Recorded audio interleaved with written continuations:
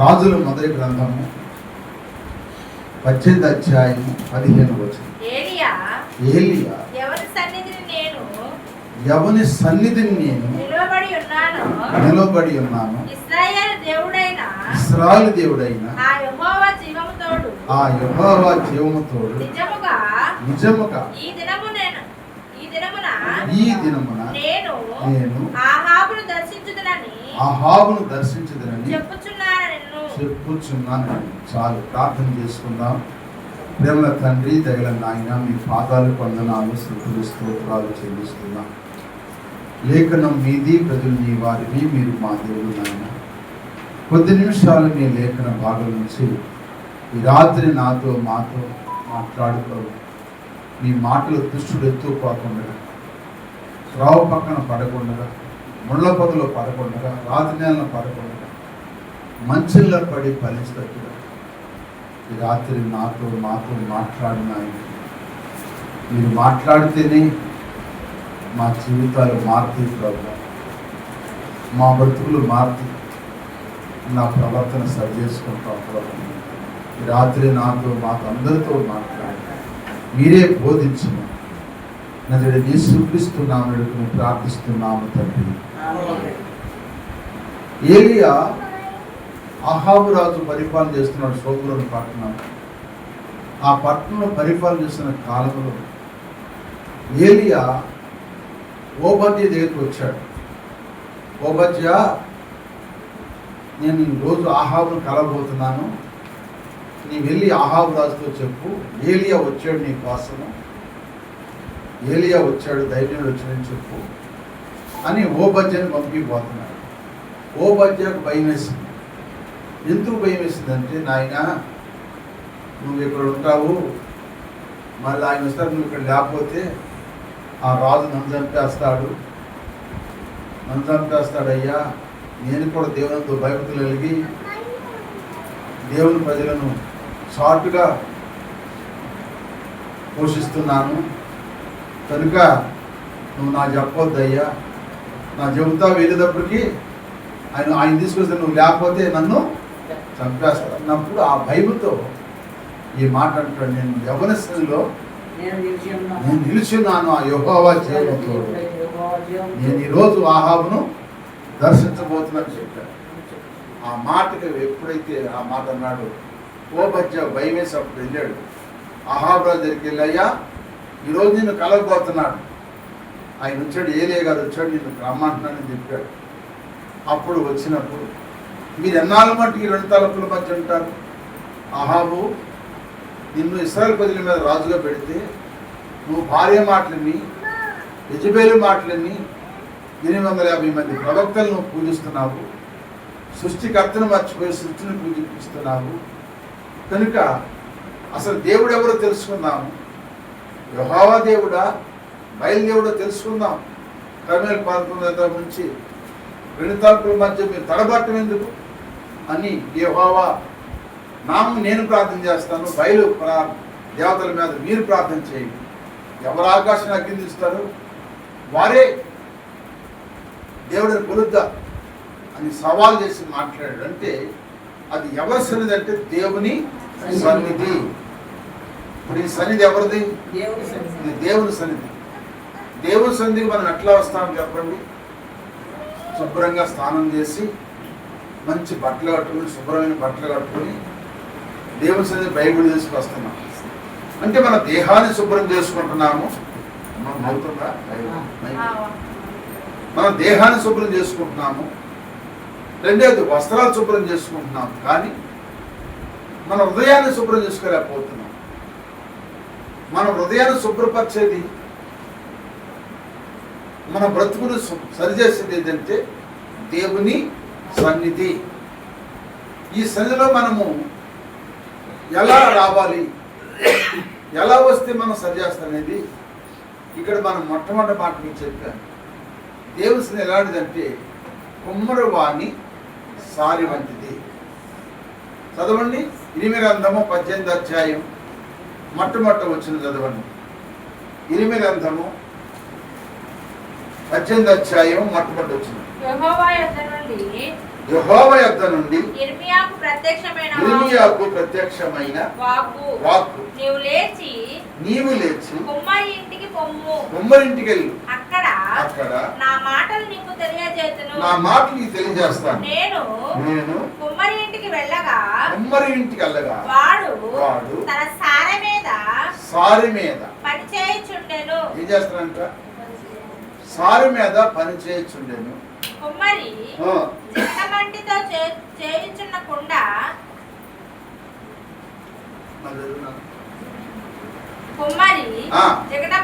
చేయుచున్న కుండ జిగటమట్టితో చేయుచున్న కుండ వాని చేతిలో విడిపోగా ఆ జిగటమన్ను మరలా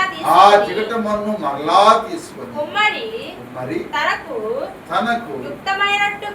యుక్తమైనట్టుగా దానితో మరియొక చేసెను. హల్లెలూయా.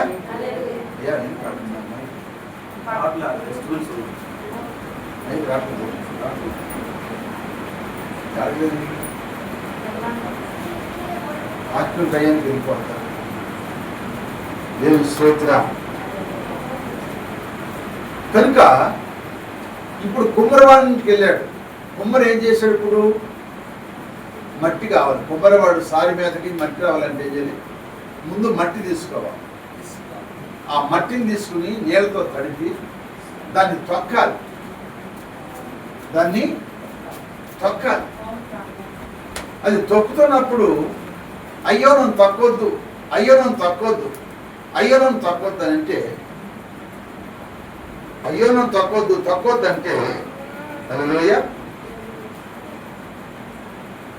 అది తొక్కపోతే అది మట్టిగా నుండి అంతే కదా. సరే తొక్కిందా పోల్చుకుంది అనుకో. తొక్కిన తర్వాత దాన్ని ఏం చేయాలి? సారి మీద పెట్టాలి. ఏం చేయాలి చెప్పండి? సారి మీద పెట్టిన తర్వాత ఏం చేయాలి? సారి గెర్రం తిప్పుతాడు. ఆ తిప్పుతున్నప్పుడు ఆ మట్టి ఆనలు కూడా అయ్యా నాకు కళ్ళు తిరుగుతున్నాయి, నన్ను తిప్పు మాకయ్యా, నేను కళ్ళు తిరిగిపోతున్నాను, చచ్చిపోతున్నాయి, బతకలేనయ్యా, నాకు కళ్ళు తిరిగిపోతున్నాయి అంటే అది పాత్ర అయిందా? చెప్పాలి. నేను మట్టిగా ఉంటానయ్యా, నన్ను పాత్ర చేయమంటే అయిందా? చెయ్య. నేను మట్టిగా ఉంటాను, నేను పాత్ర అవ్వాలి. అర్థం చేసుకోండి. నేను మట్టిగా ఉంటాను, పాత్ర చేయమంటే పాత్ర అయిందా? దేవుడు చేస్తాడా? ఆ మట్టిని ఏం చేయాలి? తొక్కాలి. దాన్ని బాగా తొక్కి శుద్ధ చేయాలి. దాన్ని తీసుకొని సారి మీద పెట్టాలి. సారి తిప్పాలి. అది గిరం తిరుగుతున్నప్పుడు ఆ కుమ్మరివాడు వేస్తాడు దాన్ని ఆయనకి ఇష్టమైన పాత్రను చేయటానికి తిరగాలి.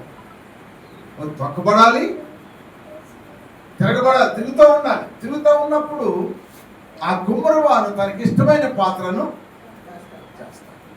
అప్పుడు ఆ పాత్రను చేసి దాన్ని బయటికి తీసి దాన్ని ఎండబెట్టి దాన్ని ఉప్పులేసి కాల్చిన తర్వాత అది ఒక పాత్రగా, ఒక వస్తువుగా తయారవుతుంది. ఆ తయారవ్వాలంటే ఇప్పుడు ఎంత కష్టపడాలి? మట్టికి ప్రాణం ఉంది కదా, మట్టికి జీవం ఉందిగా. మట్టి ప్రాణం లేదా? మట్టికి ప్రాణం ఉంది. మట్టి ప్రాణం లేకపోతే ఏసిన మొక్క మొలవదు. ఏసిన మొక్క మొలవాలంటే మట్టికి ఏముంది? ప్రాణం ఉంది. ఆ ప్రాణం ఉన్న మట్టి నన్ను తొక్కొద్దయ్యా, నన్ను తిప్పొద్దయ్యా, నన్ను ఎండబెట్టొద్దయ్యా, నన్ను కాల్చొద్దంటే పాత్రగా మార్చబడదు. నువ్వు పాత్రగా మార్చబడాలంటే కుమ్మరివాని చేతులకు రావాలి. సోదరు చెప్పండి. కుమ్మరివాడు ఏం చేస్తున్నప్పుడు ఆ పాత్ర మట్టిని తొక్కుతాడు, దాన్ని సారి మీద వేసి తిప్పుతాడు, పాత్రలు చేస్తాడు, ఎండలో ఎండబెడతాడు, తర్వాత దాన్ని కాలుస్తాడు. అప్పుడు దానికి రూపురేఖలు వస్తాయి. అప్పుడు అది పనికొచ్చింది. దేనికైనా పనికొచ్చింది పాత్ర. నువ్వు పనికొచ్చే పాత్ర ఉండాలంటే అట్లాగే దేవుని సన్నిధికి నువ్వు రావాలి. నువ్వు దేవుని సన్నిధికి వచ్చేతేనే నువ్వు పాత్రగా మార్చబడతావు. ఆ పాత్రగా మార్చబడాలంటే ఈ కష్టాలు పడాల్సిందే. 1 తొక్కబడాలి, 2 తిప్పబడాలి, 3 ఎండబెట్టాలి, 4 అగ్గితో ఈ చేస్తేనే పాత్ర అవుతుంది. సోదరు చెప్పండి. ఆ పాత్రను ఉండాలి.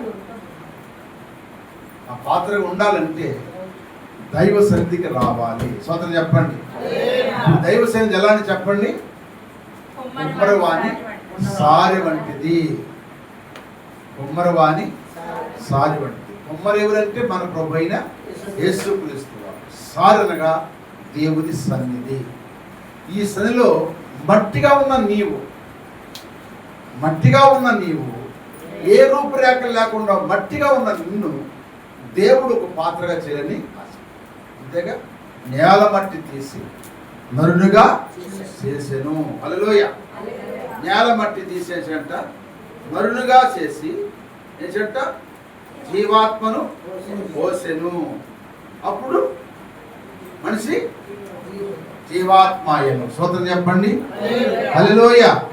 నేల మన్ను తీసి నరునిగా చేసి నీ జీవం పోసావయ్యా, జీవాత్మగా మార్చావయ్యా. నేల మన్ను తీసి నరునిగా చేసి నీ జీవం పోసావయ్యా, జీవాత్మగా మార్చావయ్యా. నీ ఊపిరి సృష్టి అందము నా కాపరి నీవే నిత్య జీవము. నీ ఊపిరి సృష్టి అందము మా కాపరి నిత్య జీవము. దయగలిగిన స్వామి ఓ యేసయ్యా, భయభక్తితో నిన్ను కొలిచేవయ్యా. మనిషి రూపులో వచ్చిన యేసయ్యా, మనసులో నీవు నింపావయ్యా. నీకెరుకలేనిదేమున్నది నా లోపల, నీ కనికరమే లేకపోతే బ్రతికేదెలా. నీ ఎరుకలేనిదేమున్నది నా లోపల, నీ కనికరమే లేకపోతే బ్రతికేదెలా. దయగలిగిన స్వామి ఓ యేసయ్యా, భయభక్తితో నిన్ను సేవయ్యా. హల్లెలూయా. నేల మట్టి తీశాడు చెప్పండి, నరునిగా చేశాడు, జీవాన్ని పోశాడు, జీవాత్మగా మనల్ని మార్చాడు. దేవుని స్తోత్రం చెప్పండి. కనుక దేవుని సన్నిధికి నువ్వు రావాలంటే దేవుని సన్నిధి ఎలా అని చెప్పండి. ఇప్పుడు చెప్పాలి. కుమ్మరివాణి అది ఈ సారి మీద రాకపోతే నువ్వు పాత్రగా మార్చబడవు. నువ్వు పాత్రగా ఉండాలనుకుంటే నువ్వు తొక్కబడాలి. నువ్వు తొక్కినప్పుడు నువ్వు ఓర్చుకోవాలి. నిన్ను తిప్పుతున్నప్పుడు ఓర్చుకోవాలి. నిన్ను ఎండబెట్టినప్పుడు ఓర్చుకోవాలి. నిన్ను కాల్చినప్పుడు కూడా ఓర్చుకోవాలి. అప్పుడే నీకు రూపం వస్తుంది. నాకు నీకు రూపాన్ని ఇస్తాడు. ఈ సృష్టి అందాన్ని, ఆ జీవాన్ని ఇచ్చిన దేవుడు మనకి ఆయనే నరుడును నేల మట్టితో తీసి నరుడుగా చేసి. ఇప్పుడు నరుడుగా అవడానికి ఊరిని అయ్యామా చెప్పండి. దేవుని సన్నిధి అంటే ఎట్లుందంటే ఏదో వస్తున్నాము పోతున్నాములే మనకి ఎట్లా అనుకుంటున్నాం. అలా అనుకుంటే మనము పాత్రగా మార్చబడదు. ఆయన ఇంట్లో ఉండడానికి అధికారము ఉండదు. మట్టిగానే ఉంటే అంతే. నువ్వు పాత్రగా ఉండాలంటే ఆయన చేతిలోకి రావాలి. ఆ పరమ కుమారి చేతిలోకి మనం వచ్చినప్పుడే ఒక పాత్రగా ఉంటాం. పాత్ర అంటే ఏంటంటే చెప్పండి. పాత్ర అంటే ఏంటంటే ఇప్పుడు డ్రామాలు వేసినప్పుడు పాత్రలు ఉంటాయి. జోసెఫ్ గారు కూడా పాత్రగా వేసేవాడు, కామెడీకి వేసేవాడు, హాస్యం. అవునా కాదా? దానికైతే నేను సూట్ అయ్యేవాడు. ఇప్పుడు ఆ డ్రామా వేయించే ఆ దర్శకుడు ఆయన తెలుసు ఏ పాత్ర ఎవరు పోషిస్తారని అందరిని పరీక్షించి ఒకరికి ఒక పాత్ర ఇస్తాడు. ఈ పాత్ర అయితే తన పాత్ర పోషిస్తాడు. విలన్ పాత్ర ఒకరికి, హీరో పాత్ర ఒకరికి, చెప్పండి హాస్య పాత్ర ఒకరికి, దుఃఖంతో ఏడ్చేవారి పాత్ర ఒకరికి, అట్టా ఇస్తారు. అందుకే మన సినిమాటలు అన్నీ కూడా పాత్రలేగా. ఏమండి ఒట్లు చంపేస్తున్నారు పాత్రలకి. ఆ పాత్ర వాళ్ళు సూట్ అయితే మెచ్చుకుంటున్నారు. అవునా కాదా? మనం కూడా పాత్రమే దేవునికి.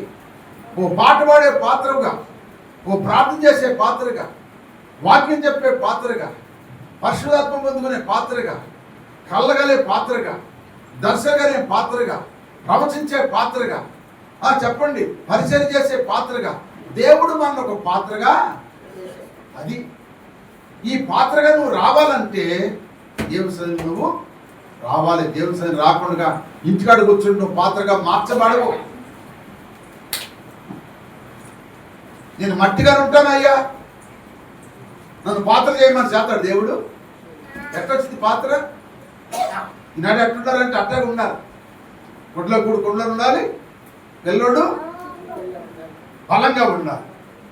అట్టే మనం ప్రార్థన చేయకపోయినా మన అవసరాలు తీరాలి, మందిరం రాకపోయినా మన అవసరాలు తీరాలి, వాక్యం వినకపోయినా, ప్రార్థన చేయకపోయినా దేవుడు మన పట్ల మేలు చేయకపోతే దేవుడు కానే. ఆ స్థితికి వచ్చేటప్పుడు ప్రజలు మోకరించలేకపోతున్నారు, ప్రార్థించలేకపోతున్నారు, పరిచయం చేయలేకపోతున్నారు. దేవుని సన్నిధికి రావడానికి ఉసూలు మొక్కలతో వస్తున్నారు.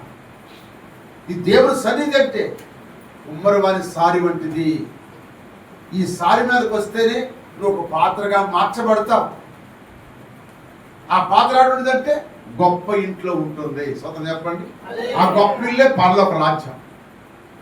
అందుకే పౌలు సౌలుగా ఉన్నప్పుడు, సౌలు దమస్కా గేట్ కాడికి వచ్చినప్పుడు దేవుడు కొట్టంగానే కింద పడిపోయాడు.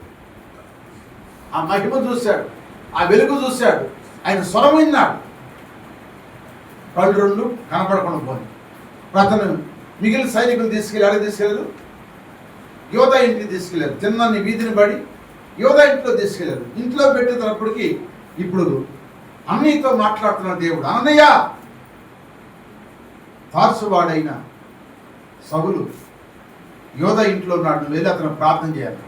నాయన, నీ ప్రజలను చంపడానికి వచ్చాడు అయ్యా, ఆయన ఎంతమంది చంపాడు అయ్యా అంటే, అవును చంపాడు, కానీ ఇప్పుడు అతను నేను సాధనంగా వాడుకోబోతు. సాధనం అంటే పాత్రగా వాడుకోబోతాను.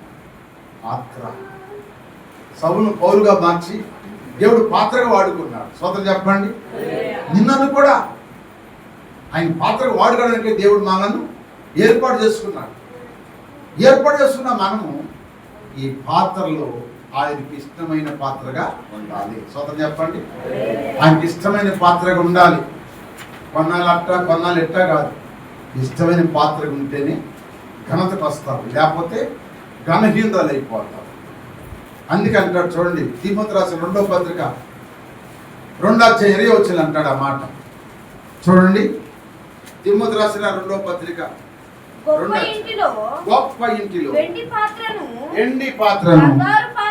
బంగారు పాత్రను మాత్రమే గాక కర్రవియు మట్టివియు కూడా ఉండెను. వాటిలో కొన్ని ఘనతకును కొన్ని ఘనహీనతకును వినియోగింపబడును. కొన్ని ఘనతకు వస్తాయంట, కొన్ని ఘనహీనతకు వస్తాయంట. మనకి రాత్రికాల సమయంలో దేవుని వాక్యం దేవుని పెట్టిన మనం, ఇది దేవుని సన్నిధి అని, ఇది కుమ్మరవాణి సారి వంటిదని.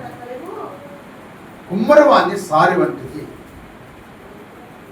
ఈ సారి మీదకు నువ్వు వస్తేనే పాత్రగా మార్చబడతావు, లేకపోతే పనికిరావు. నువ్వు పనికిరావు. పనికిరాని పాత్రని పారవేస్తాడు. స్వతం చెప్పండి, పనికొచ్చే పాత్రని వాడుకుంటాడు, పనికిరాని పాత్రని వాడు. హాస్పిటల్కి వెళ్ళాం, నాకు ఇండియన్ చేయొద్దా అన్నావు అనుకో, ఆయన చేయడు. ఇండియన్ చేయకపోతే జలం తగ్గదు. ఎన్ని పెళ్ళేసుకుని తగ్గిద్దా? తగ్గినప్పుడు ఆయన ఇండియన్ చేయాలంటాడు. అది నీరసం వచ్చి జలం పెట్టాలంటాడు. నువ్వు పెట్టించుకుంటే తగ్గింది, పెట్టించుకోకపోతే కడుపులో గడ్డ ఉంది, ఆపరేషన్ చేయకపోతే బతకమంటాడు. కోపించుకోవాల్సింది, కోపించుకోకపోతే చచ్చిపోతాడు. అంతేనా? ఇష్టపడితేనే కానీ చేసేది అవునా కాదా? అలాగే మనం కూడా దేవుని సన్నిధికి వస్తున్నామంటే నువ్వు ఇష్టపడేది రా, నన్ను కూడా ఒక పాత్రగా చేయగలవు, నన్ను కూడా ఒక పాత్రగా నేను చేస్తా. మరి నేను తొక్కినప్పుడు నువ్వు ఓర్చుకోవాలి, నేను తిప్పినప్పుడు నువ్వు ఓర్చుకోవాలి. నేను ఎండబెట్టినప్పుడు నువ్వు ఓర్చుకోవాలి, నేను కాల్చినప్పుడు నిన్ను ఓర్చుకొని నువ్వు పాత్ర అవుతావు. దానికి ఇష్టమేనా? ఇష్టమేనయ్యా అని నువ్వు వస్తే అప్పుడు నిన్ను నీ ఇష్టాన్ని బట్టి ఆయన నిన్ను పాత్రగా చేయనుగాక. హల్లెలూయా. నువ్వు ఇష్టపడకపోతే, నువ్వు రాకపోతే నువ్వు మట్టిగా ఉంటావు. మట్టి బయట ఉండదు కానీ ఇంట్లోకి వెళ్దగా వెళ్ళిద్దా? అందుకని మనం మట్టిగా ఉందామా, పాత్రగా ఉందామా? చెప్పండి, పాత్రగా ఉందామా, మట్టిగా ఉందామా? దేవుని సన్నిధి అంటే సామాన్యమేది కాదు. ఇది అనుకుంటున్నాం, దేవుని సన్నిధికి మనం వస్తున్నామంటే ఇది సన్నిధి. ఈ సన్నిధిలో నేను ఒక పాత్రగా ఉండాలి. సోదరు చెప్పండి, ఒక పాత్రగా ఉండాలి. ఆ పాత్రగా ఉన్నప్పుడే నీకు నాకు ఘనత వస్తుంది, లేకపోతే మనం ఘనహీనులుగా మార్చబడతాం. ఈ రాత్రి ఈ ఆఖరి బుధవారం ప్రార్థనలో నువ్వు ఘనతకు వస్తావా, ఘనహీనులుగా ఉంటావా? దేవుడు నీకు తలాంతి ఇచ్చాడు, నువ్వు పాత్రగా చేశాడు. ఈ పాత్ర నువ్వు పాడు చేసుకున్నా, ఈ పాత్ర ఆయన వాడుకున్నట్టుగా వాడబడే పాత్రగా ఉంది. అంతేగాని నువ్వు పాడు చేసుకున్నా, నువ్వు పాడు చేసుకుంటే నువ్వు నేనే పాడైపోతావు. మనం ఈ పనికి వాడబడితే పాత్ర ఎప్పుడు కూడా పరిశుభ్రంగా ఉంటుంది. హల్లెలూయా. పరిశుభ్రంగా ఉంటుంది, గంటకు ఉంటుంది. వస్తువు వాడుతున్నామంటే అది అట్టా ఉందంటే దాన్ని ఆ వస్తువుని అమ్ముద్దేసిద్దా?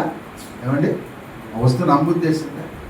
అమ్ముద్ది కాదు, అది అట్టాగా ఉండాలంటే. ఎందుకంటే జ్ఞాపకార్థం అది పనికి రాకపోయినా అది జ్ఞాపకార్థాన్ని ఉంచుకోవాలనిపిస్తుంది. ఎందుకంటే ఆ వస్తువులు నేను దీవించబడ్డాను. అలాగే దేవుని సన్నిధిలో నీవు నేను ఒక పాత్ర ఉండాలని దేవునికి అట్లా మనం చేస్తానికే దేవుని సన్నిధి ఎలాంటిదంటే ఉమ్మరవాణి సారి వంటిది. రెండవ మాట మీకు జ్ఞాపకం చేస్తాను. రెండవది ఏంటంటే కమసాలి చెప్పాలి, కొలిమి అంటే. చదవండి ఒక మాట, మల గ్రంథము 3వ అధ్యాయం, మల గ్రంథము 3వ అధ్యాయం 2వ వచనం. అయితే ఆయన వచ్చు దినము ఎవరు సహింపగలరు? ఆయన అగుపడగా ఎవరు ఓర్వగలరు? ఆయన ఎటువంటి వాడు? అది అండర్లైన్ చేస్తున్నాడు. ఎవరంటే ఆయన కంసాలి అగ్ని వంటి వాడు. కంసాలి ఏం చేస్తాడు చెప్పండి? కంసాలి ఏం చేస్తాడు? ఒక ఎండిని ఎండి ముద్దని ఒక పట్టాలు చేయాలంటే, ఒక కడేలు చేయాలంటే, ఏమండి, ఒక మెట్లు చేయాలంటే, ఒక ఉంగరం చేయాలంటే చెప్పండి, హాస్పిటల్కి అయ్యాక ఎండి పట్టాలు, ఎండి కడియాలు, ఎండి గొలుసులు, పిల్లలకి ఎండి మొలతాళ్ళు చేయాలంటే ఆ శుద్ధగా ఉన్న ఎండిని ఏం చేయాలి? ఇప్పుడు కంసాలి ఏం చేస్తాడు? కొలిమిలో పెడతాడు. చదవండి, యెషయా గ్రంథము 48వ అధ్యాయం 10వ వచనం. 48వ అధ్యాయం. నేను నిన్ను పుటము వేసి తిని వెండిని వేసినట్లు కాదు, ఇబ్బంది కొలిమిలో ఎట్లా చేస్తాడంటే ఆయన ఏ కొలిమి? ఇబ్బంది కొలిమి. ఈ కొలిమిలో ఏముంది? ఇప్పుడు నిప్పు ఉంది. కొలిమిలో ఏముంది? అగ్ని ఉంది, నిప్పు కణాలు ఉన్నాయి. అగ్ని కణాలు ఇప్పుడు ఏం వేశాడు? ఎండుని వేశాడు. ఎండు అయ్యా నన్ను వేయొద్దయ్యా, నన్ను కాల్చొద్దయ్యా, నేను తట్టుకోలేనయ్యా అంటే ఆ ఎండు అట్టాగుంది. అది ఒక పనిముట్టు రావాలంటే, దానికి ఒక అందం రావాలంటే, దానికి ఒక రూపు రావాలంటే అది అగ్నిలో కాల్చబడాలి. ఆ కంసాల చేతిలో ఆ కొలిమిలో అది కాల్చబడాలి. కాల్చబడి దానికి రూపం వచ్చింది.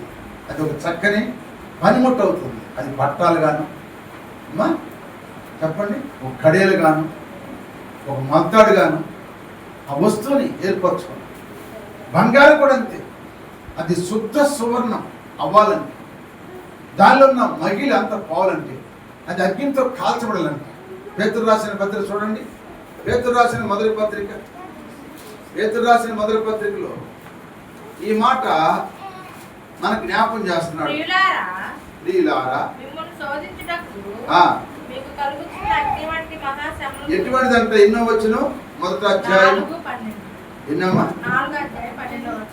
మొదటి పేతురు రాసిన పత్రిక 4 అధ్యాయము కాదమ్మా మొట్టమొదటి అధ్యాయము 7వ వచనం. నశించిపోవు సువర్ణము ఇక్కడ అంటాడు మొదటి పేతురు రాసిన పత్రిక మొట్టమొదటి అధ్యాయం 7వ వచనం అన్నాడు, నశించిపోవు సువర్ణము అగ్ని పరీక్ష వలన శుద్ధపరచబడుచున్నది కదా, దానికంటే అమూల్యమైన మీ విశ్వాసము ఈ శోధనల చేత పరీక్షకు నిలిచిందై యేసుక్రీస్తు ప్రత్యక్షమైనప్పుడు మీకు మెప్పును మహిమయు ఘనతయు కలుగుటకు కారణమగును. సోదరు చెప్పండి, ఏ సువర్ణం? ఇది నశించిపోయే సువర్ణము. సువర్ణం అంటే బంగారం. బంగారం నశించిపోతుంది అంటే పాడైపోతున్నది, పనికి రాకుండా పాడైపోతుంది. ఆ పాడైపోయే వస్తువుని వేస్తారంటే కంసాలి కొలివులు వేస్తారు, అగ్గిలు. అగ్గిలు వేస్తే ఇప్పుడు ఏమైంది? ఆ నశించిపోతున్న ఆ బంగారం వేసినప్పుడు అది కాలినప్పుడు దానిలో ఉన్న ఆ మగిలితనం, ఆ మురికి, ఆ మట్టి మశానం అంతా పోయినాక ఏమైందంటే అది శుద్ధ సువర్ణం అంటే మేలిన బంగారంగా మార్చబడతారు. ఎట్లా మార్చబడింది? మేలిన బంగారంగా మార్చబడింది. అంటే ఇక ఆ బంగారం ఇచ్చిన బంగారము లేదు, మేలైన బంగారంగా మార్చబడింది. ఆ మేలైన బంగారంతో ఉంగరాలు, వాచి, ఇంకే రకరకాలైన నగలు ఎన్ని చేసుకుంటున్నాం. ఎందుకు చెప్పండి? అది అందానికి తయారవుతుంది బంగారం. బంగారం కొన్ని విలువ దేనికి లేదు కదా, ఉందా చెప్పండి? ఆ విలువైన బంగారంగా నిన్ను మారుస్తానికి, నువ్వు నశించిపోవడానికి ఇష్టం లేక, నువ్వు పాడైపోవటం ఇష్టం లేక, నువ్వు ఎవరి పనికిరాని వస్తువుగా ఉండకుండా నేను తీసుకొచ్చి కౌన్సిల్ వేస్తా చెప్పండి, అగ్గిలు వేసి నేను కాల్చి నేను నమిసేది ఒక పనిమట్టుగా, ఒక చైన్ లాగా, ఒక తాళ్ళు లాగా, ఒక నక్లిస్ లాగా, ఒక ఉంగరం లాగా ఏమండి దాన్ని చేస్తాను. దానికి అప్పుడు ఏమొచ్చింది? రూపు వస్తుంది, అందం వస్తుంది, దానికి విలువ వస్తుంది. అది విలువ పెట్టుకుంటారు. ఆ రూపంలో దేవుడు కొంటాడు, కొంటాడా? కొంట కదా. అలాగే కంసాలు ఎవరంటే మన ప్రభు అయిన యేసుక్రీస్తు వారు. ఆ పొలిమనగా దేవుని సన్నిధి. సోదరు చెప్పండి, ఉమ్మరి యేసు ప్రభు వారు, సారి దేవుని సన్నిధి. కంసాలి యేసు ప్రభు వారు.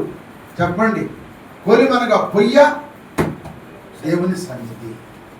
ఈ సన్నిధిలో నువ్వు నశించిపోవటానికి ఇష్టం లేక నువ్వు వస్తే నేను బంగారంలాగా మార్చును గాక. మేలిన బంగారంలాగా దేవుడు చేస్తాడు. నువ్వు మేలిన బంగారంగా ఉండాలి, విలువైన వస్తువుగా ఉండాలి. కానీ విలువ తక్కువ జీవితం మనము జీవించకూడదు. విలువ కలిగి ఉండాలి. అది దేవునికంట విలువైందంట. అందుకే పేతురు రాసిన ఆ పత్రిక, మొట్టమొదటి రాసిన పత్రిక 3వ అధ్యాయం, పేతురు రాసిన మొదటి పత్రిక ఆ 3వ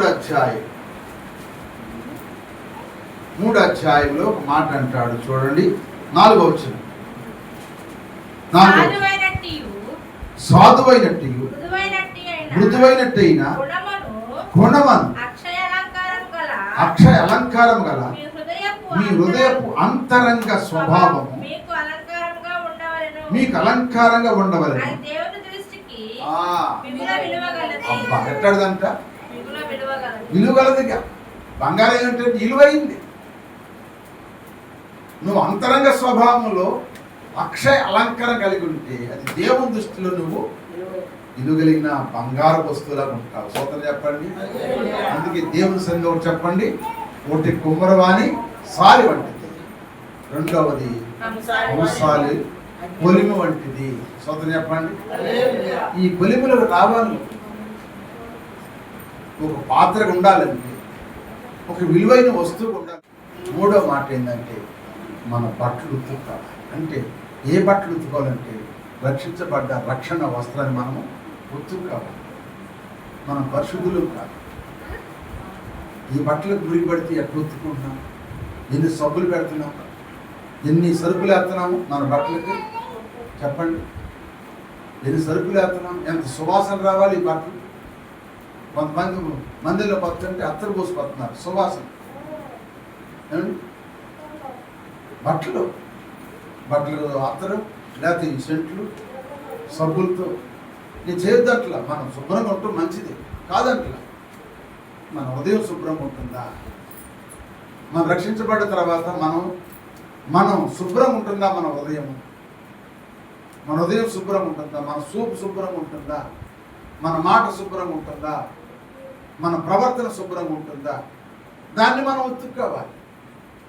అందుకే అక్కడ మలా గ్రంథంలో 2వ మాట అక్కడ నేను సాకిల వాణి, అది సాకిల వాణి సబ్బు దేనికి?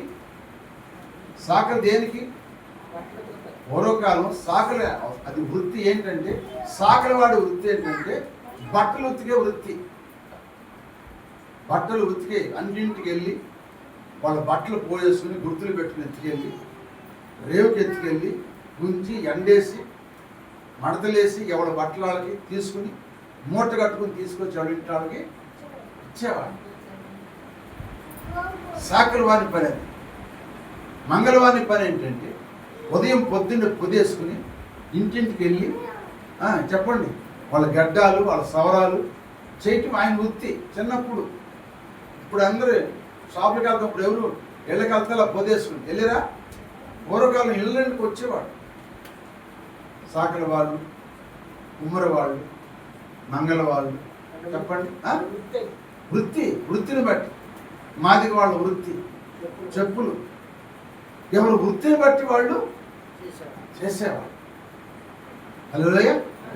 అలాగే మన బట్టలు ఉతకడానికి సాకల వాళ్ళు. అందుకే మార్కు సువార్తలో 9వ అధ్యాయం అనుకుంటా. మార్కు సువార్త 9వ అధ్యాయంలో ఇప్పుడు మాట మనకు కనపడుతుంది. చూడండి 9వ అధ్యాయం 3వ వచనం. అంతలో ఆయన వస్త్రములు ప్రకాశమానమైనవి మిగులు తెల్లవియు ఆయను లోకమందు ఏ సాకలి కూడా అంత తెల్లగా సలవ చేయలేదంట. ఎవరు వస్త్రాలు? యేసయ్య వస్త్రాలు. సోదరు చెప్పండి, ఎవరు వస్త్రాలండి? యేసయ్య వస్త్రాలు. కొంచెం పైన చదవండి 2వ వచనం. 6 దినములైన తరువాత యేసు పేతురును యాకోబును యోహాను మాత్రం వెంటబెట్టుకొని ఎత్తైన కొండ మీదకి ఏకాంతంగా పోయి వారి ఎదుట రూపాంతరము పొందాడు. సోదరు చెప్పండి, ఏం పొందాడంట అక్కడ? రూపాంతరం పొందాడు. ఆయన వస్త్రాల గురించి చెప్తున్నారు అక్కడ. ఏ సాకలికి కూడా అంత తెల్లగా సలవ చేయలేదండి. అంటే పూర్వకాలం వస్త్రాలు సలవ చేసేవాడు. మనం ఎక్కడ మనం సొసైటీలు తెచ్చుకునేవాడు వస్త్రాలు. పంచీలు తెచ్చుకునేవాడు చెప్పండి. బాయి కాడేసి నానబెట్టేవాడు. గుర్తుందా? తెల్లగా అవడానికి కద్దర బట్టలు అమ్మా, తెల్ల బట్టలు కద్దర బట్టలు తెల్లగా అవడానికి ఏం చేసేవాళ్ళు? నానేసి ఎండేసేవాళ్ళు. అటు పెట్టే సున్నము అటు పెట్టే ఎన్ని పెట్టి నల్లగుండ బట్టలు తెల్లగా చేసేవాడు. అనే గుర్తుందా? పంచెలు కానీ చక్కలు కానీ తెల్లగా ఉండేవి. అంటే ఏ సాగలు కూడా అంత సాగర సల చేశాడు. కానీ ఆ సాగల కంటే తెల్లగా ఉండే అంటే ఎవరి వస్త్రాలు? యేసయ్య వస్త్రాలు. హల్లెలూయా. అంటే ఈ వస్త్రాలు అంటే ఏంటంటే రక్షణ వస్త్రము. దాన్ని యెషయా గ్రంథం 61వ అధ్యాయం 10వ వచనం చెప్పాడు మనకి. చదవండి. యెషయా గ్రంథము 61వ అధ్యాయం 10వ వచనం. శృంగారమైన పాగా ధరించుకొని పెళ్లి కుమారు రీతిగా ఆభరణములతో పెళ్లి కుమార్తె రీతిగా ఆయన రక్షణ వస్త్రములను నాకు ఎవరు ధరించేశాడు? ఆయన రక్షణ వస్త్రమును నాకు ధరింపజేసి ఉన్నాడు. నాకు ఏ వస్త్రం ఇచ్చాడు? ఆయన రక్షణ వస్త్రం ఇచ్చాడు. ఈ రక్షణ వస్త్రం ఏమవుతుందంటే మురికి పట్టిపోవాలి. స్తోత్రం చెప్పండి. మనం కట్టుకునే వస్త్రాలు రోజు కట్టుకునే వస్త్రాలు తెల్లగా అవుతుంది, కానీ రక్షణ పొందిన బాప్తిస్మం పొందిన వస్త్రం ఏమవుతుందంటే మురికి పట్టిపోవాలి. ఆ మురికి పట్టిపోమంటే కదా ఆ వస్త్రం ఇల్లు లేకుండా పోయింది. అందుకే యెరూషలేము నుండి ఒక వ్యక్తి ఎరుకోకి వెళ్ళాడు. అక్కడ నుంచి ఏం చేశాడు, మన దిగిపోతున్నాడు. ఎరుకోకి దిగిపోతున్న ఎవరి చేతిలో పడ్డాడు, దొంగల చేతిలో పడ్డాడు. దొంగలు వేశారు, అతను కొట్టి కొనవుతో పడేసి అతని వస్త్రములను దోసిపోయాడు. ఆ వస్త్రాలయ్యి రక్షణ వస్త్రం దోసిపోయాడు. ఎందుకంటే ఈనాడు వస్త్రం ఎట్టుందంటే, మన వస్త్రం ఎట్టుందంటే రక్షణ వస్త్రము ఇదే. చదువమ్మ యెషయా గ్రంథము 64వ అధ్యాయం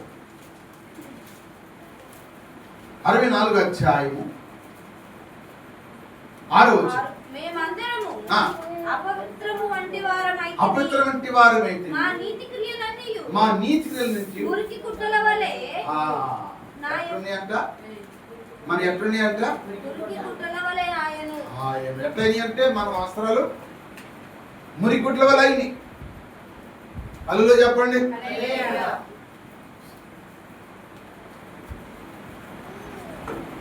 నాకు మకాల్లో హుషారు కనపడతల్లా,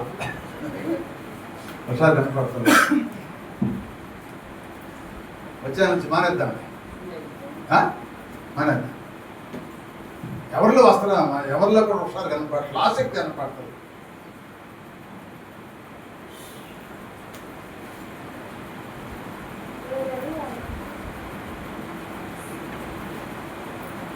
ఈ వస్త్రాన్ని మురుగు పట్టింది. ఈ వస్త్రాన్ని మనం ఉతుకు కావాలి. దేంతో ఉతుకు కావాలి? ఈ వస్త్రం ఉతుకు కావాలంటే దేంతో ఉతుకు కావాలి? వాక్యం ఉతుకు కావాలి. చదవండి ఒక మాట ముగించేస్తాను. ఇక ప్రకటన గ్రంథము 7వ అధ్యాయం 13వ వచనం. ప్రకటన గ్రంథము 7వ అధ్యాయం 13వ వచనం. పెద్దలలో ఒకడు తెల్లని వస్త్రములు ధరించుకున్నాయి. వీరెవరు? ఎక్కడి నుండి వచ్చిరని నన్ను అడిగాను. అందుకు నేను అయ్యా నీకే తెలియననగా అతడు ఇలాగు నాతో చెప్పి వీరు మహాశ్రమం నుండి వచ్చిన వారు గొర్రె పిల్ల రక్తము ఉతుక్కొని అమ్మా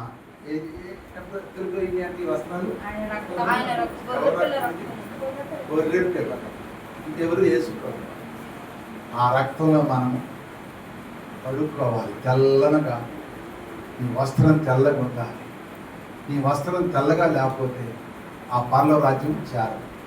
ఆ పరలో రాజ్యానికి వెళ్ళంట వాళ్ళ వస్త్రాలు అంటున్నాయంట తెల్లగా తగ మెరిసిపోతున్నాయి అంట.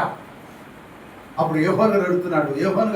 ఎవరు? దేవుడు యేసే అడుగుతున్నాడు. వీళ్ళు ఎక్కడ నుంచి నీకు తెలుసు అని. ఎవరు అడుగుతున్నాడు? యోహాను గారు అడుగుతున్నాడు. ఎవరు? యేసు గారు అడుగుతుంటే ఆయన అన్నాడు, అయ్యా నీకే తెలుసు. ఎక్కడి నుంచి వచ్చారంటే మహాశ్రమం. ఈ రాత్రి నీకెంత బలహీనత ఉన్నా సరే, నీకెంత బాధగా ఉన్నా సరే, నీకెంత కష్టంగా ఉన్నా సరే, ఆ కష్టాన్ని, ఆ బాధను, ఆ శ్రమను ఓర్చుకుని దేవుని సన్నిధిలో గొర్రెపిల్ల రక్తము నీ రక్షణ వస్త్రాన్ని ఉత్తుకుంటే రేపు పరలోక రాజ్యంలో తెల్లని వస్త్రాలు తప్పుతాను. అక్కడ స్తోత్రం చెప్పండి. అక్కడ ఉన్నారు. ఇక్కడ వాక్యం చెబుతుంటే కొంతమంది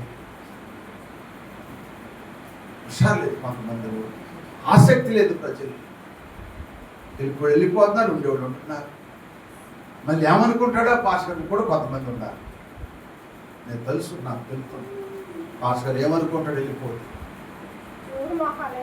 నా కోసం ఉండొద్దు ఇక్కడ, నా కోసం ఉండదు, నా కోసం ఉండదు. అందుకని ఏసై నా కోసం అమ్మలారా నా కొరకు ఏడవద్దు, మీ కొరకు అంతే. నా కోసం మీరు ఉండొద్దు. నీ ఆత్మీయ జీవితంలో దేవుడు నీకు ఒక రూపం రావాలన్నా, ఒక ఘనత రావాలన్నా, నువ్వు ఆ పరలో రాజ్యంలో ఆ తెల్ల వస్త్రం ధరించుకుని ఆ సింహాసనం మీద కూర్చోవాలన్నా ఇక్కడ నువ్వు ఓర్చుకోవాలి. ఇక్కడికి వచ్చి నువ్వు ఓర్చుకోకపోతే నువ్వు ఏ మాత్రం పరలో రాజ్యం చారనే చారు. ఇది వాస్తవంగా చెబుతున్నాను. ఎవరు చారు?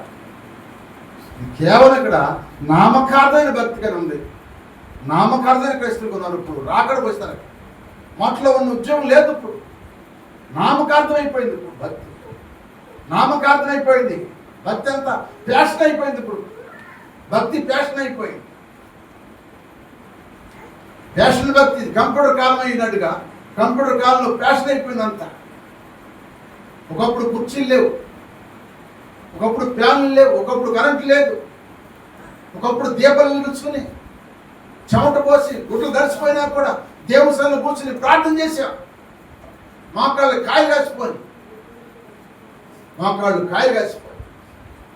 ఆహారం లేదు, తప్పి లేదు ఆ టైంలో.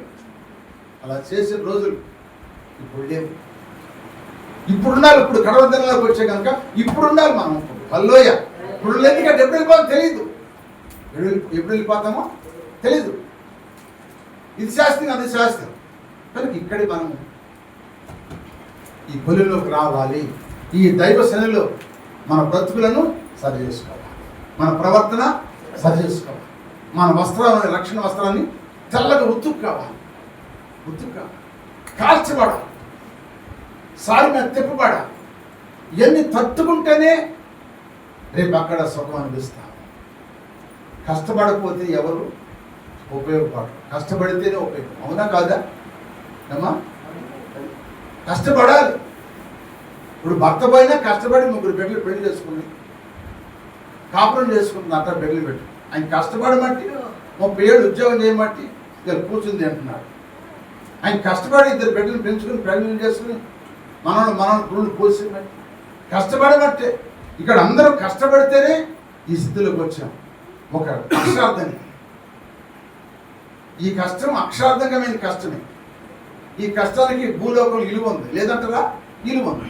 కానీ పరలోకంలో కూడా మనం ఇల్లు సంపాదించాలంటే ఆయన పనిలో మనం కష్టపడాలి. మళ్ళీ చెప్పండి, ఆయన పనిలో కష్టపడటానికి మనం ఆపసోపాలు పడుతున్నాం.